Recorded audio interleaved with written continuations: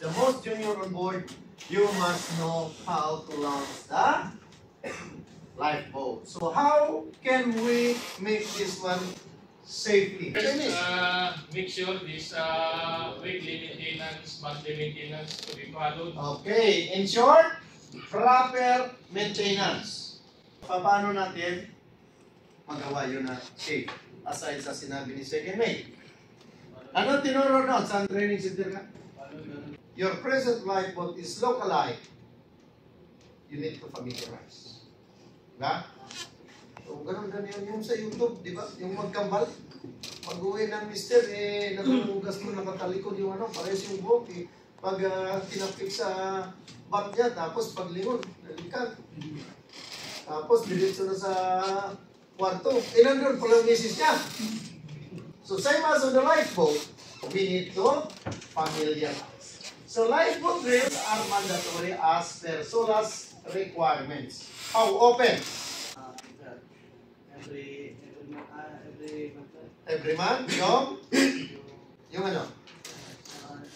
How often? As per regulation. Once a month yung lifeboat drill. What is the another name of lifeboat drill? The another name of lifeboat drill is abandon ship. No? Abandon ship. If new crew 55% or more, you need to conduct before departure. Yes, before departure. On a cruise ship or passenger ship, every week. Every week sa cruise ship. Now, yung lowering, exercising the devils. How often? As per regulation. Say. Every 3 months. Fittings of the lifeboat is still in good condition. Because we never know when and where we need to abandon the ship. Yeah? Okay, so always think, no? Safety and a drill. And normally, the crew and officers should be informed prior. And we need to conduct a risk assessment. No, wala. So let's think on how to make them safe. So during the lowering operation of lifeboat, so the AV is forward, lower, while the AV is on the way forward. The falls on forward parted off. So the tendency, the position of the lifeboat is like this.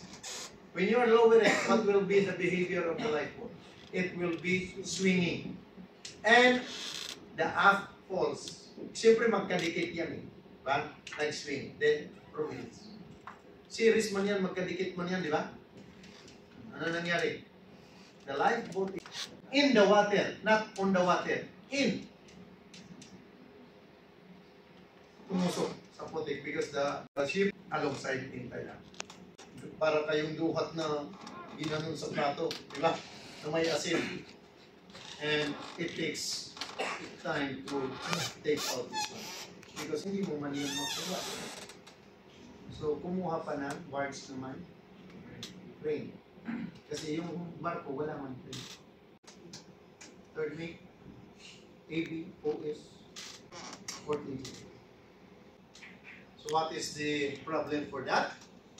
When I was a second officer joining the tanker ship under the Greek company, so during the familiarization, the third officer and bosun told me that the wire falls not change, only the stinson. So, gentlemen, if you experience that, siyempre, no choice ka, sumunod. But, yung magdidrill kayo na pasasakayin ka, that was 1997. Sabi sa akin ng kapitan, second, you go directly. Then you will. So, I explained it in a nice way. Captain, it is very dangerous to board and lower the lifeboat directly. because there is a way. Yung falls niya may mga balahibo na. Why? Here we go. Di pa man yan. Captain, did you know that this lifeboat falls was not changed, only the expensive? Hindi niya ako napilit. Now, there was a time that your officers telling you something. But if you think that it is unsafe to do that, you raise your side or opinion in a nice way. Hindi pwede na yung hindi ako dyan sasakay, pawin mo na ako. Huwag naman ganon. Diba? So you need to explain them. And even during the toolbox stop or risk assessment, so everybody must contribute. And we are always explaining to the seniors. Because in the afternoon, I will be there in the SOC. So we also emphasize that do not treat as a complaint or reclamador if the AV or junior officer is expressing their opinion with regards to safety. Minsan kasi napapasama because of your delivery. Yeah, the way you speak. So same as in our family, our children. Sige nga, yung anak mo, you had a decision, then your children is opposing. If the way he approach you is para overriding you, so simply they touch your ego. So you are not listening about what they are saying, but simply, I am the father. Who are you? So on board the ship, minsan makarinig ka pa, ako official dito. Kung gusto mo, official ka mo. So yung mga officer, huwag naman gano'n. Diba? We must more understandable. We must understand our subordinates. Kasi they are more physically. Diba? Yes, sasabihin, hindi, ikaw mag-uutos na. Pero hindi nyo alam na mas mahirap yung nag-uutos. Kasi hindi niya alam. Tama ba? Diba? Okay, so ayan. Ang so, consequence of this accident, possible near miss or near misses, minor injuries, loss of limb and legs, permanent disability, loss of lives. Which one is better? Permanent disability or loss of life? Neither. So some cases, total paralyzed of body. So yun ang mahirap. No? Worse than death. So would you enjoy seeing for that? So yung iba nga takot sa dugo. No? So it reminds us to do properly, to learn more, especially in a training. That is why our training manager is not allowing to live in trainings. Kasi after that, when there's an accident on board, always returning to the questioning what kind of training you conducted of our protocols. So safety, launching of lifeboat, have adequate knowledge. So yun sinabi natin. Must be proper planning and toolbox stop, following procedures, not giving in to time pressure. So we need to inform. So normally ang ginagawa after announcing that there will be a drill this coming Saturday or tomorrow, what will happen? Anong ginagawa ng mga crew? Nandun, nagkukumpulan sa master list. Checking their duties and responsibilities. So that is one purpose. Pag nagano, sitayin. So matuwa ka dahil na-review. Na? Check prior operation. So si third rate man, saka si 14th Yes, sir. Mag-check doon. Trasa sila. Lalo na pag may inspection. No? Kaso lang, minsan yung lifeboat din nakikisama. Yung lifeboat ito. Inspection on the gangway on board. Okay, bring it to the captain's cabin. Nandiyan na si third at saka si fourth. System. Ayos. Tapos mamaya, third. Inspector, pababa dyan. Please, ask Port Engineer to start. Pagdating doon na yung inspector, tapos i-start na ni third. Ayaw nang to-start. No? Pero mga ganun, di ba? So, in that case, madalas daw sabi siya, kailangan mag-pray tayo. Wala naman masama. Okay, check and maintenance to be carried out properly in accordance to the SMS and company meeting. Hoisting the lifeboat, securing the lifeboat in the debris. Knowledge. Know about lifeboat. Yun. Kilala ninyo. But remember, especially to those new cadets, no? If you forgot, there is some instruction, especially on launching. Mga taga-kusina, no? Kasi si Mayor, si Misman, during the drills, kahit nandun yun, iniisip niya yung nakasalang. Huwag masunog, no? So, in launching, in the bulkhead close to the lifeboat, there is an instruction over there. How to launch or the procedure of the lifeboat. Tama ba siya? If you notice that one, not clearly visible yung mga instruction mo. Report to the third officer because third officer is the one in charge for that. Now, inside the lifeboat, for releasing the hook, there is also an instructor. Yeah. But mas maganda na may alam. Okay, learn on the lifeboat launching device, understand the dangers and consequence of taking the task easy or bypassing safety. So it is very important to understand this one. Because if you will not learn on the lifeboat launching, so then you think about this one. No, babalik ka doon. Tama? So understand the bypassing. So tools available, Videotel, training courses, SOLAS training manuals, equipment, and maintenance manuals. And sometimes, if you have time, not only may mga principles in Synergy that unlimited yung data, but limited yung time allotted every day.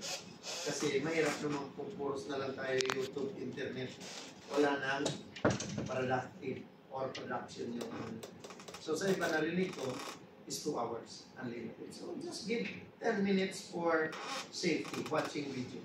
Now, maraming mga video, yan. Yan. You start pumping after 7 to 9 times the boat will release.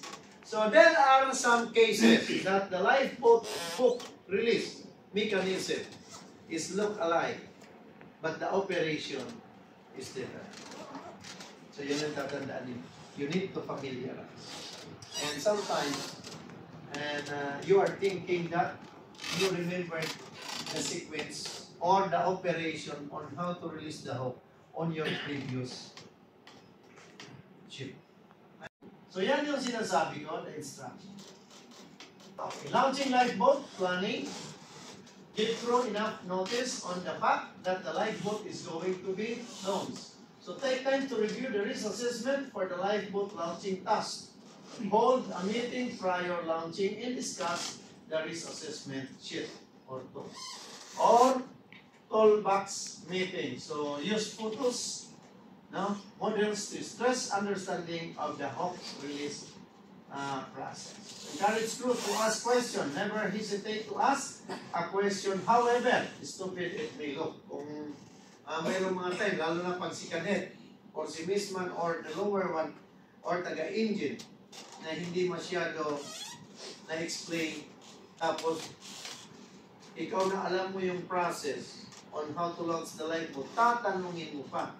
It's a challenge mo. And you have some additional, don't ask, don't challenge.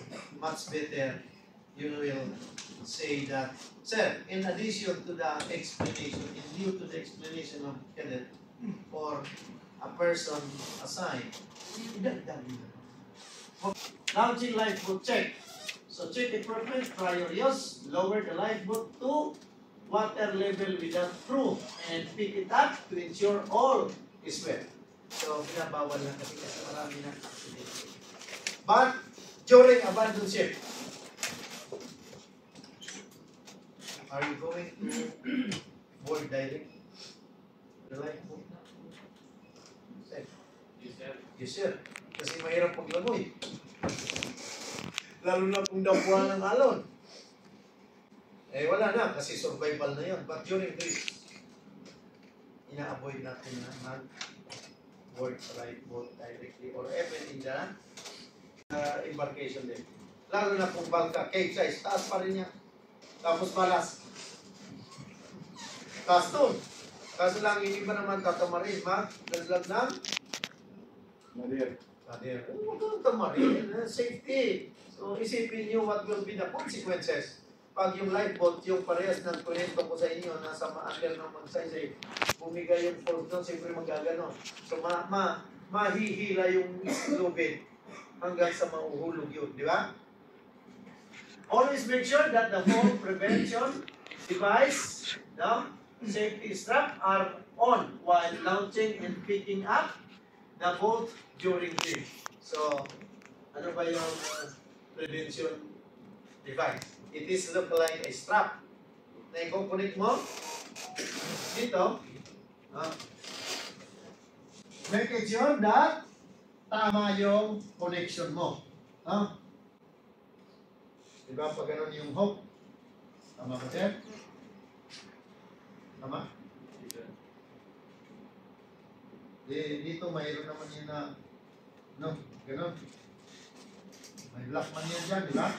So, yung iba may block dyan. Yung connect to the left. Huwag dito. Then, huwag yung sabit dito, So, the purpose that, pag ito ay magbigay, your lifeboat is still nakaganyan. Pag hindi na, pag hindi na sintak sa loob, kaya kasi pag hindi na sintak sa loob. Yeah, it's not only a sit-up, but there was some accident or nagkamali in sa vibration, lalo na pag cold lifeboat. So the fall prevention device should also be made fast when entering the boat for check and during maintenance inside the boat. So third mate, future third mate, do not go inside alone. Inform always the bridge and bosun should always give one person to assist third officer. Look out man lang pag malaglag, until may magpagsigaw. An individual duties and responsibilities according to the master list or station bill. So ensure following carried in lifeboat tools, in lubricant, water, that is for the abandoned ship. No? Because you are practicing what to do. But aside from that, pag mag-lower ka, third officer and bosun should prepare some, especially for greasing the ship or yung mga block. Because that is the only time na gaganasan mo at mapapalis. Because when the shade or black is not turning, so there will be a possibility na pag nag-drill kayo, that your wire will be damaged or mag-slip yun. Accidentally. Explain why. So, imbes na makapag-relax kayo, matututukan kayo because that indicates that lack of awareness, lack of maintenance ang bago. Lahat yan tatalkalin mo, mapag-iinitan kayo, relax. Maganda nga, pag walang aksidente, walang pollution, walang deficiency, how much the company give to you for the voice, for the welfare? 500? 300? Wala? 250. Yung para sa... Okay na yun. Yeah, at least that is also a motivation. At least pambili kambing. No? Also pa naman yun, lalo ng South America, Asia. No? Huwag naman yung paghati-hatian. Kung mayroong mga nakasama ko yun, gusto paghati-hatian yung welfare. Tirahin na lang daw dahil pauwi na sila. Sabi ko, hindi, welfare yan para sa tao yan. Gusto naman magpatay ng mga GLC. Sabi mo, ang bibili natin ay yung hindi lang ikaw ang makikinabang. The future proof. Sabi ko, anong gusto niyo? Wag lang yung t-shirt. T-shirt, gitara. Pili gitara. 100 plus lang naman. Tapos sabi namang iba, yung drum daw. Sabi ko, third, magkano? Nag-search siya sa, parang mga 500. Sabi ko, magtutulong naman. Kaya naman naman yun. So, while we need to check and maintain lifeboat engines is started prior touching water, self-lowering well. So, ito, huwag natin patagalin. Especially now, most of the lifeboat now is two types of falling system. Yung air falling at saka yung water. Pag pinatagal mo yon, mag-iinit yun doon. And yung impeller, may initan. Plastic yun. Karamihan impeller ng plastic, ha? Sino yung gin? Hindi. Yung impeller, yung sumasalok para pang falling ng lifeboat. Lalim. Walang engine. Nangyari dito. Sige. Tapusin na natin ang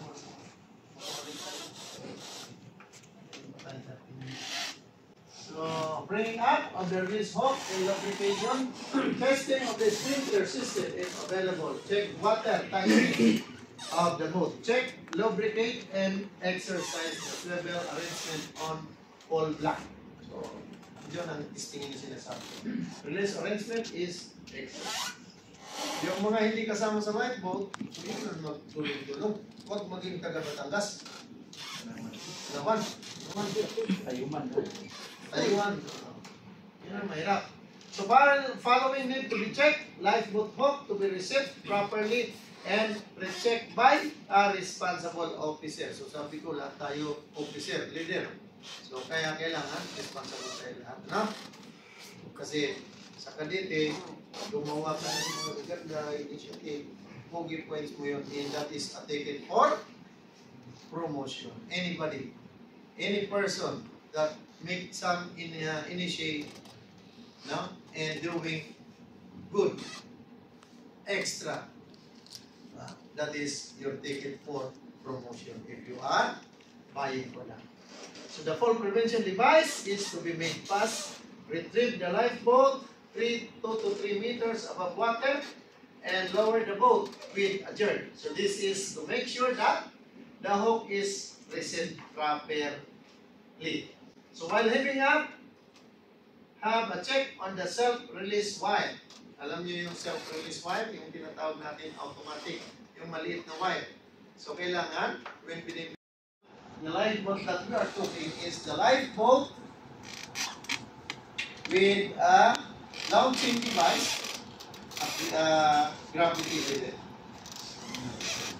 So head the boat to the nearest store location, stop mechanical, having proper preferably for the last 2 to 3 meters and use manual means to go to top. So makinita.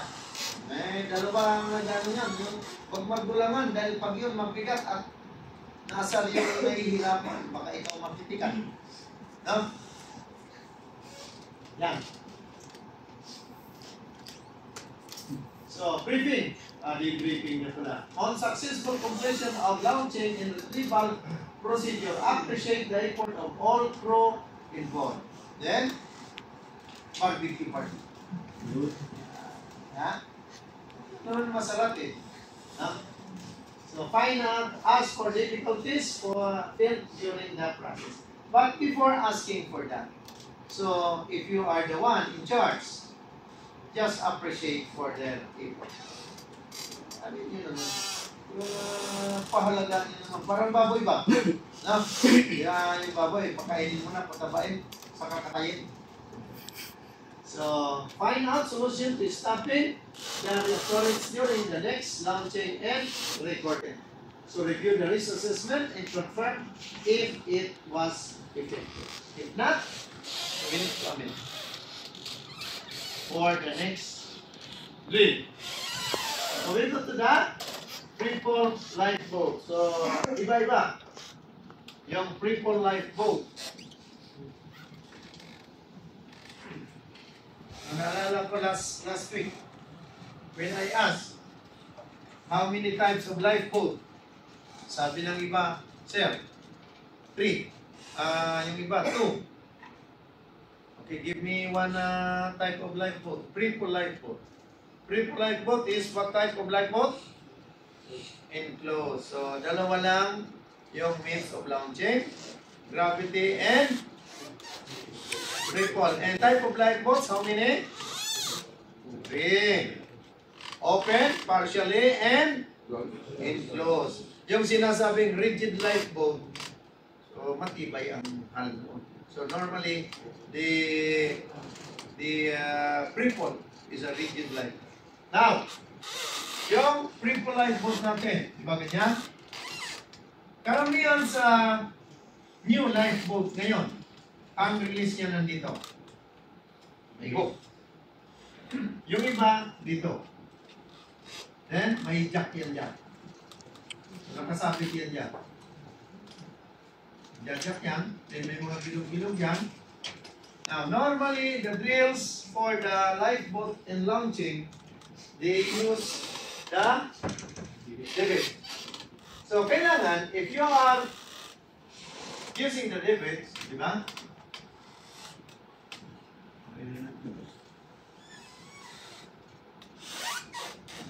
So, when you are lowering, make it sure that the lifeboat is touching dito. Yung iba naman, binira tapos. So, sige, mag-isa-isa ka na lang mag-ikot yan, i-check mo na lang kung umiikot. Because the purpose of that, na padadaos-dusin mo dyan, and when you are lowering the lifeboat, somebody will stop. Which one is not turning? Because during the emergency or abandoned ship at you will board directly, instead na maka-survive kayo, lumipad yung lifeboat gumano. Then nagtumbling. Ayun, gano'n. Pero masarap sumakay. Nung third mate ako, lagi akong sumasakay dyan kasi yung shipmate kong German, mahilig. Parang nasa aeroplano ka lang naman. Eh, di ba? Ito yung tubig. So yung lifeboat, lulusog yan ganyan. Dadive yan. Pag galing dyan, nasa container ako, matataas na container eh.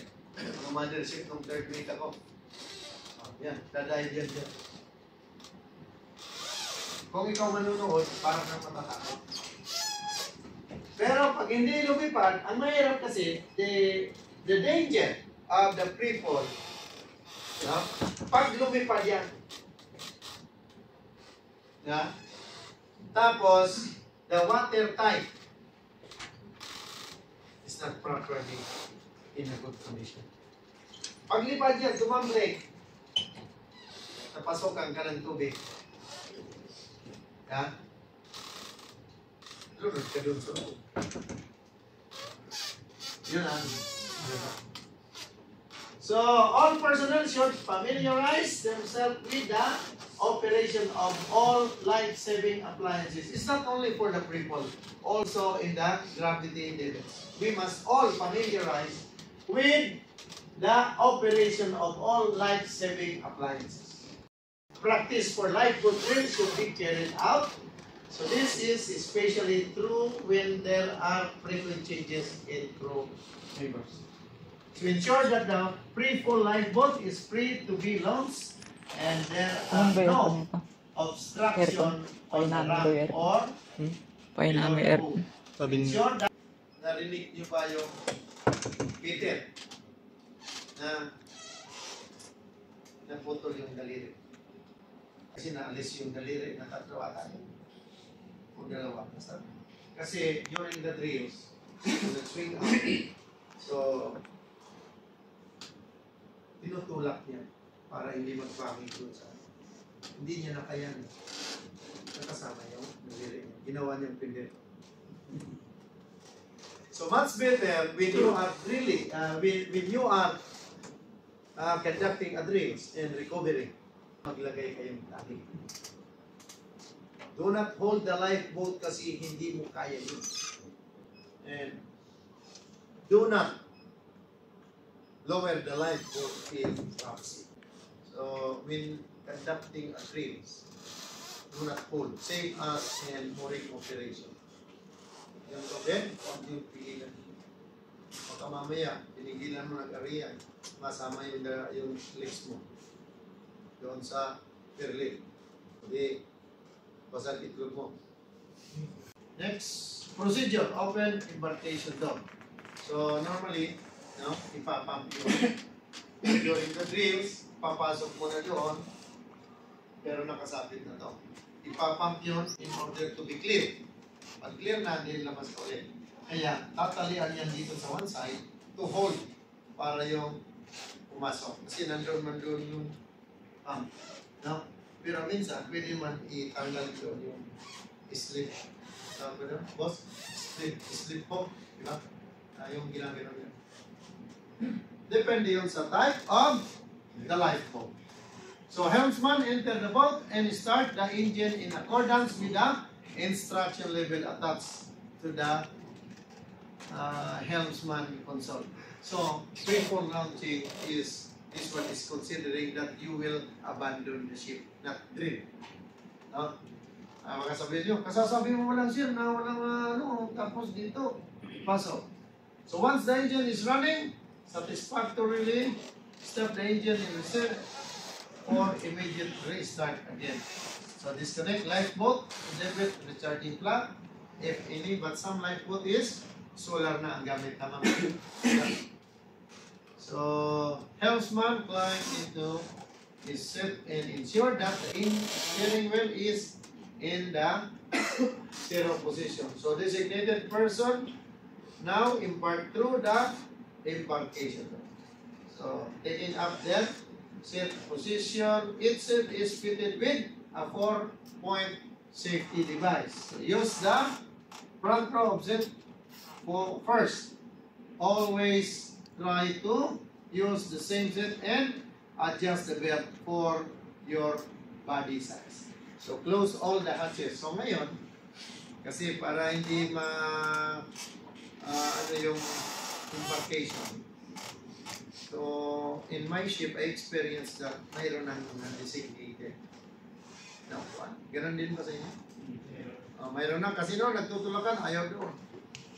So, ang unang, front. Pero, kadel, pag dito, itong lifeboat mo, pag nakaupo ka, nakaharap ka doon. No, patalikod. Ang upo. Tama ba, sir? Sir.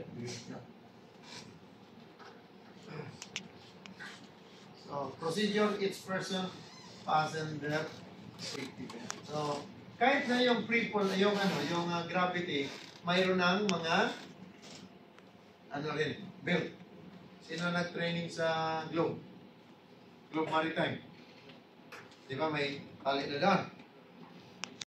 So, helmsman should operate the handle of hook release. So, yun na yung papump. No. If the hook release system fails, use the emergency release device to release the hook. So, you should check this one when you will be on board on your next contract with a free fall. Check nyo. Yun ang importante. Yung emergency release. Kasi yung normal release hook, pag hindi ba gamitin mo yung emergency. That is during abandonation. Okay, emergency launching procedure. Check that boat is free and clear. To be launched, open embarkation door. Helmsman enter the boat. Start and stop the engine. Yun, na-explain na kanina doon. Helmsman enter the seat and ensure the steering wheel is zero. So all designated person embark taking up their marked seat position. So, mark na. Dito sa lahat ng synergy, ni-required na. So close all hatches except ventilator. So all person with secure safety. Operate hook release system in case of failure of hook release system. Operate emergency. So release as follows. Turn wheel clockwise until the finish of release. Meron po tayo 20 minutes. So start the engine, open the throttle, and steer away. So So once the lifeboat is in the water, your objectives is to sail away from the ship. That is during abandon ship. Pero kung drill lang, huwag maglayo. Mamaya, mamatay yung makina. Ha? Tapos, pupugat-pugat ka. Mahirap. Once outside danger zone, open hatches and operate signal. So, a maximum number of 4 persons is permitted in the lifeboat during recovery. Doon naman yun, sabit man. Pero, ako, pag nakasabit na, akyatin ko muna yung lahat ng tao. Pinapaalis ko doon sana, mahirap na. Baka mamaya, malagot yung tali. Lalo na pag yung lifeboat mo, yung coordination doon sa hook. Mamaya, may panoorin tayo. So, when the boat is clear of the waves, the engine can be stopped and use the bilge pump to drain water in track. So, the boat, according to the instruction maintenance manual for both davits. Once the boat is in position, the linkage between the davits and the boat are fitted into the hook. So before leaving the boat, ensure that the stop controller of the engine is in neutral position. So top up the fuel tank. Minsan dito pa nag-away-away. Sino ang taga-top up? Engine or deck? Usap-usap na lang kayo. No? Kasi lahat man sa atin yan. Wala man dyan na designated sa deck lang ng lifeboat. Meron bang lifeboat na this is for deck, that is for engine. Tulong na lang. So, bahala na kung anong system nyo sa inyo. So, ensure that pero sa barko nga, pag bangkirig, sino? Mga engine. Pero tulong din yung ibig. Magkuha ng lubid. Kaso lang, napansin niyo ng synergy, kaya kasama sa course niyo yung mooring. Para matuto na yung taga-engine, di na mag-antay ng taga-deck. Tapos yung taga-deck, di man magtago-tago. Totoo man talaga. Taga-bisi-bisi yan. Tapos yung mooring line ng lifeboat, ay ng bunker ship, ganito man lang, antayin pa yung ibig. So ensure that the stop controller of the engine is in a neutral position. Top up the fuel tank. So check that battery is full charged and the recharging flat kung may battery. Pero kung sa solar, automatic na yun. Double check lang. Check that the boat is tidy and all the safety belts are stowed properly. So close all the doors and hatches except the ventilator, leaving the boat ready for emergency. Kailangan ready lagi yun.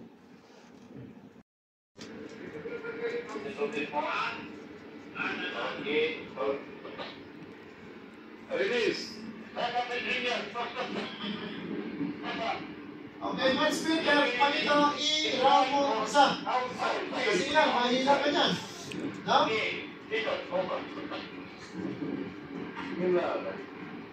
Peter pala yun, no?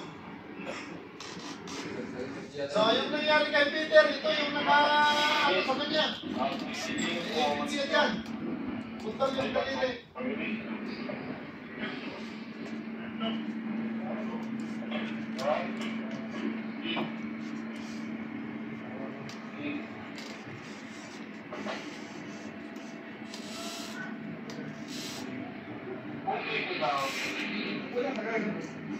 So, nakita nyo to?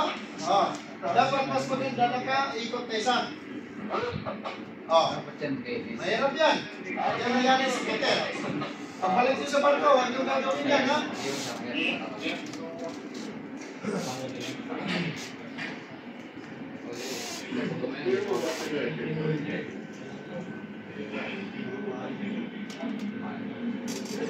Galaw yung cameraman.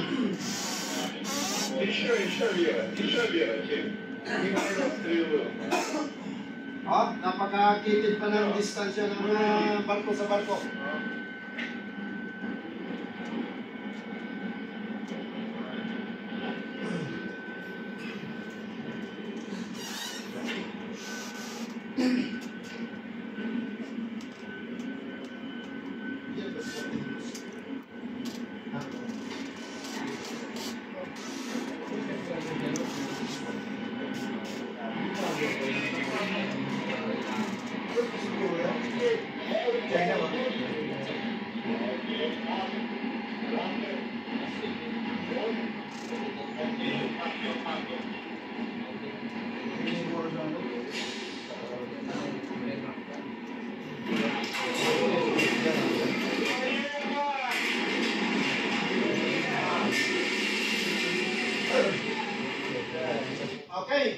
nyo, binira, hindi pinadaos-dos.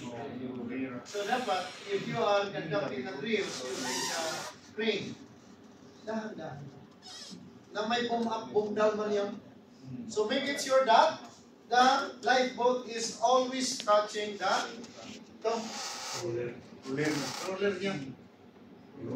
Dahan-dahan lang. Yung iba kasi nagmamadali, ganun yun. Dahil nasira yung foundation ng ano. And that is a very dangerous.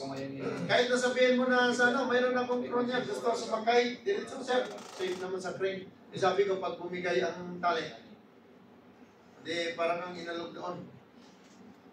Perapan mo bago mag-explain. Yun ang mahirap siya, tapos magsinungan. No? Pero mas maganda. Then, yung next. Next. Ito maganda si Karen. I think. Baba na lang ng induction natin. Bawal na sa mga Then, mahirap yung ano, life pot ha. Maraming ano. Kaya huwag kayong basta-basta kumpiyansa. Ito pa. Ito, delikado pa to. Isa pa to. Ito naman ay gravity debit. Ayan, 2009. Accident description. Yan. Yan. Do not do that. Ha?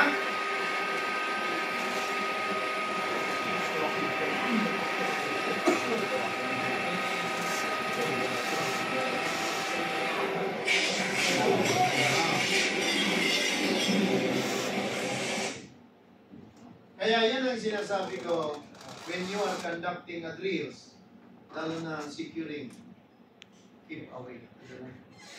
Marami na kasing accident here. Hindi ka man tamaan ng lifeboat, makikita ka lang. No? So, I hope that you realize, always thinking the outcome of any accident. Ano ang mangyayari? The person that always giving that, those are not thinking what will be the consequences. So, anong tawag doon? Looking for the possible to happen. That is risk assessment. So all these things. And same as why you are on board. Because to earn, to support our family.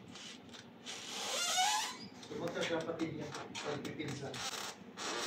So always give time for safety. It's not only for drills, but for. No?